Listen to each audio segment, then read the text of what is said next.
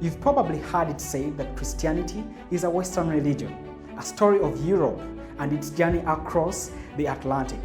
But what if that is not entirely true? What if the roots of your faith run deeper, wider, and far ancient than you've ever imagined?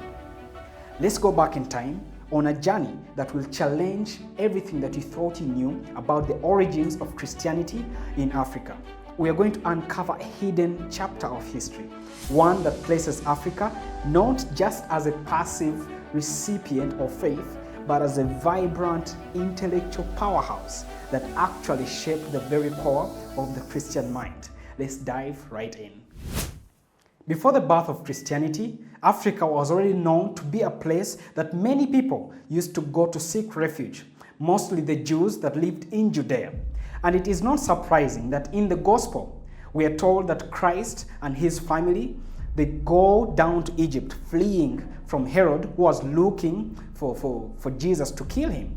And we know by reading the Old Testament that for years and years, Egypt had played a huge role in the developing story of Israel, the people of God, where Christ, of course, comes from in the tribe of Judah.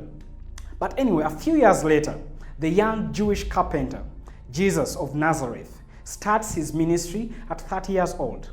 And of course, 3 years later after that, he is now being taken to his crucifixion. But on the road to Golgotha, the place that he is crucified, we are told there is a certain man, Simon of Cyrene. Cyrene, which is located in Africa, modern day Libya. He's the one that helps Christ to carry his cross. Already we see still more involvement of Africans in the Christian story. Anyway, 3 days later, after his death, he resurrects and he appeared to many of his disciples. And before he ascended back to heaven, he had told his disciples that he was going to send them a helper, the Holy Spirit. And on the day of Pentecost, the very day that the church was born, the Holy Spirit descends on the disciples. They start speaking in various tongues and languages. And we're told that around them, there was a crowd. Of course, this happened in Jerusalem, a place that gathered many Jews in the diaspora. They're coming there for various celebrations in that year. And among that diverse crowd were representatives from Egypt, from Libya, once again, in Cyrene. So here we are seeing that even at the birth of the church, there were Africans that represented there. A few chapters later, meet the Ethiopian eunuch, a high-ranking official from Ethiopia. Philip goes and preaches the gospel to him. He's baptized and he was on the road to Gaza. He's the one that probably also becomes one of those pioneers that take the gospel with him back to his homeland. So these are some of the few examples of early Africa's connection and Christianity. And when we look at the rise of early Christianity, we get to see that Africa was more than just a side player in this story. It was also a thriving intellectual and a spiritual center. For example, Alexandria in Egypt became a beacon of learning where Christian thinkers like Origen and Clement of Alexandria were producing groundbreaking theological works. North Africa in Carthage was another hotbed for Christian thoughts.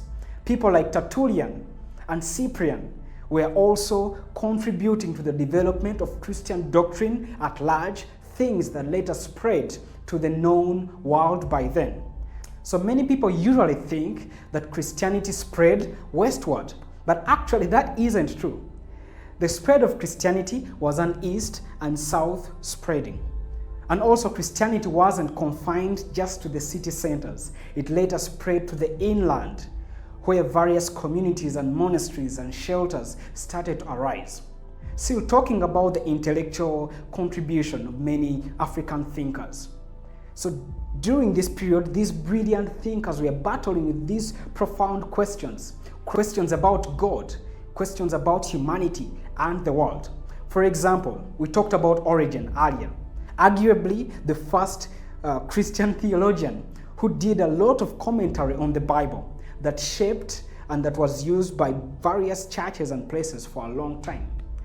Tertullian, a fiery North African living in Carthage by then, He's the very guy that coined the term for the triune God that we serve, the Father, the Son, and the Holy Spirit. And then he called him the Trinity.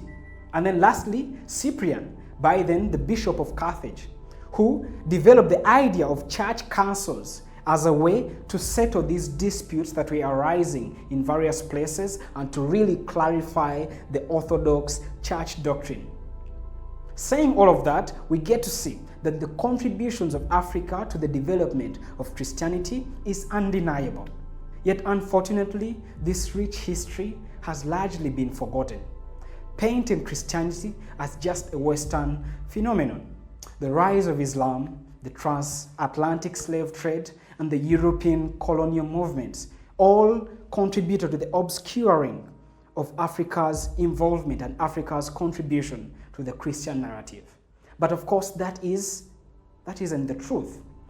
We've seen that Christianity had always been an integral part of the African life for a millennia. So I believe that understanding the deep roots of Christianity in Africa can be crucial for grounding our faith and even moving confidently. And when we look at these contributions, significant contributions, not only to the thought, but also to the practice of Christianity, can help us to detach ourselves away from these colonial biases that have actually given many people a distorted perception of the faith. Christianity is not a white man's religion. Christianity is a global faith, a faith that has deep roots that run deep to the heart of Africa. Thank you so much for watching. I call upon you to like, to subscribe, or to leave your thoughts and comments in the comment section. Grace and peace to you all.